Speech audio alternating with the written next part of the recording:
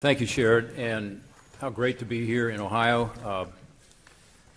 Mike was just asking me, are you glad to be here? And I said, any place but D.C. Yeah, it's great to be here. But more than that, it's great to be here with a bunch of friends from Ohio who are going to have the chance to tell their stories here in this panel. Rita, good to see you. Echoing the comments of Sherrod, thank you for raising the issue and being sure that my colleagues know from both sides of the aisle and both sides of the Capitol how important this issue is. I want to welcome these colleagues. They've come from really all over the country to be here today, and it shows that they're interested in hearing directly from Ohioans who are so impacted by the impending multi-employer pension crisis. And we need to hear these stories. As I know is the case of all my colleagues up here in the panel, we've all spent many hours hearing the stories from folks we represent, from retirees, from their spouses, from their families. Stories like Jack Palush. I saw Jack earlier here today, and I said, Jack, I want to talk about you a little bit. And he said, as long as it's good. I said, well, we'll see. But Jack is a Teamster, Marine Corps veteran from North Royalton, Ohio. He worked at USF Holland and a number of other trucking companies for over 37 years.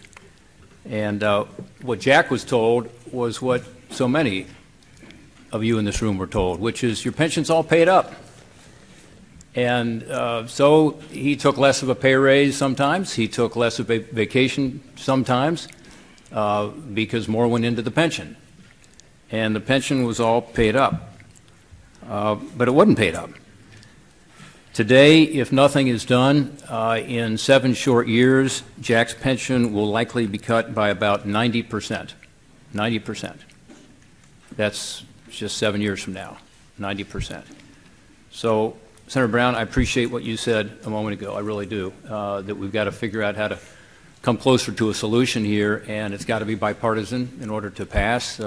Frankly, the way this committee was set up, it's got to be super bipartisan because I think there are, 16 of us on this committee, and out of that 16, 10 of us have to come together, and it's worse than that, or better than that, if you believe in bipartisanship, as we all do, which is it's got to be 5 of 8 Democrats and 5 of 8 Republicans.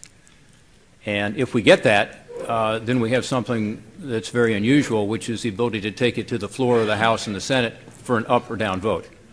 And I can't tell you how important that is in the Senate, as Senator Manchin and Senator Brown will tell you, because any individual senator could otherwise block it, which would be really tough. I would say impossible. So that's our goal here, as Senator Brown said well, was to figure out how to find that common ground. And the first thing you do, I think, is you hear from people, because we got to understand the severity of the problem in order to get more people on board with some of the tough solutions. And stakeholders like Jack and others haven't been shy, and that's good. This hearing's a chance to get those facts so that we can come together on at least agreeing on the problem and raising the visibility of the problem. That's why what happened here in Columbus yesterday was so important, because frankly I did some interviews today and people were saying, well, it was a very peaceful demonstration. And I said, well, yeah, they're very peaceful, but they're very determined, you know, and they just want to get the information out to everybody else, because there's going to be some tough decisions to be made. Here in Ohio, we've got more than 60,000 active workers and retirees heading toward insolvency if we don't do something. So that makes Ohio particularly hit hard, but other states represented here in this panel also have a lot of retirees and, again, their families who are going to get hit hard. We've also here in Ohio got a lot of small businesses that are hit by this.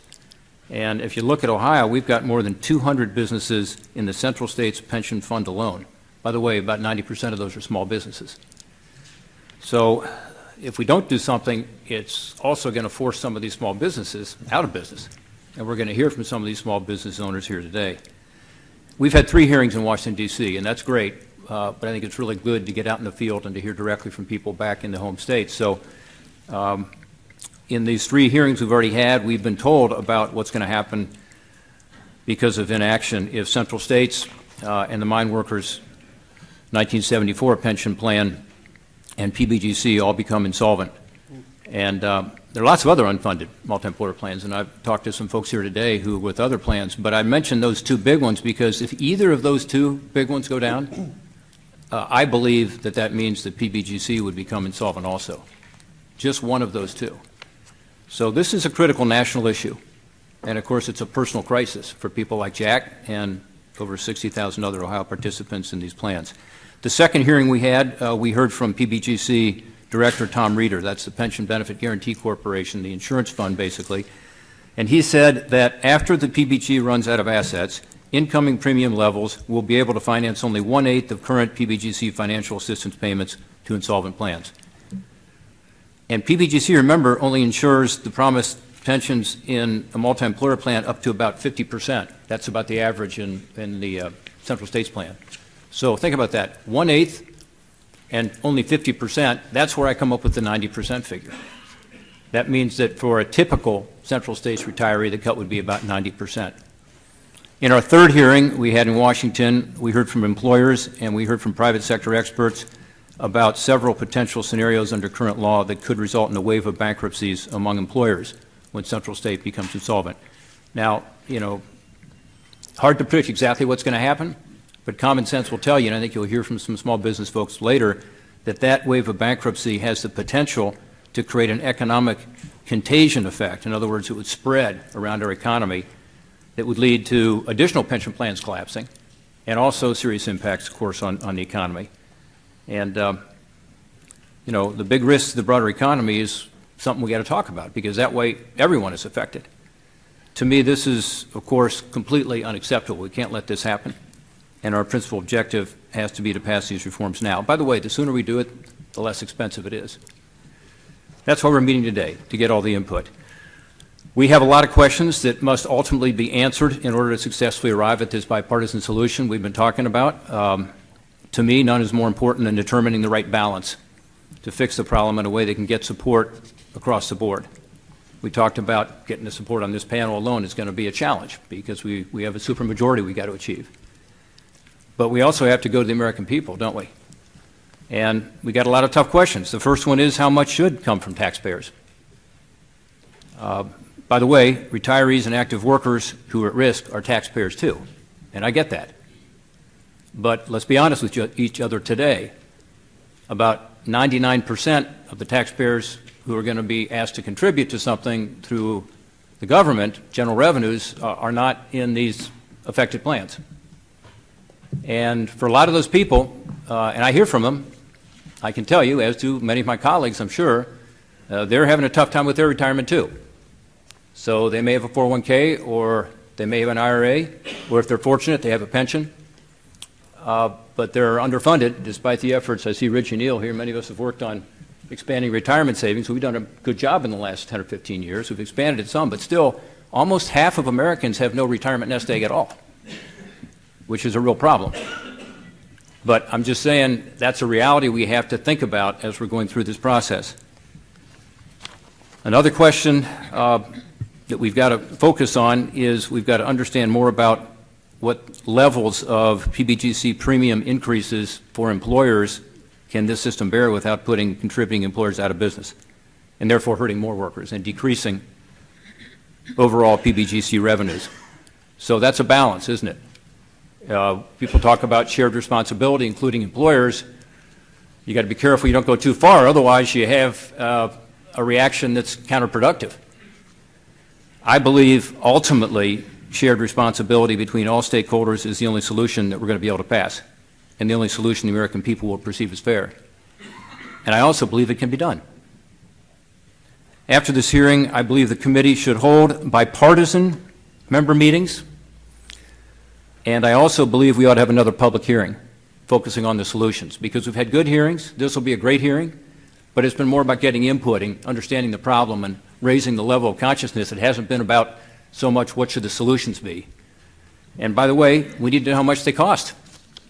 We need to get good analysis from the Congressional Budget Office, which is the numbers we've got to live with here on this panel. We've got to get numbers from the PBGC. There are some numbers out there, you know, for various proposals that are pretty darn high. And we just got to figure this out. We got to be transparent about it. And I think that sort of a hearing is necessary to do that. As some of you know, I've been frustrated. We don't have the final numbers on a lot of these proposals. Kind of tough to make a decision if you don't have the numbers. But for today's purposes, again, we shouldn't take any options off the table for a comprehensive solution. I agree with what Senator Brown said earlier. We should listen carefully about what's at stake for active workers, retirees, employers, and our economy. And we should further solidify our understanding of the nature of the problem, the severity of the problem, the fact that we have to act. Workers and retirees, by the way, deserve a voice in what happens to the pensions that they earned.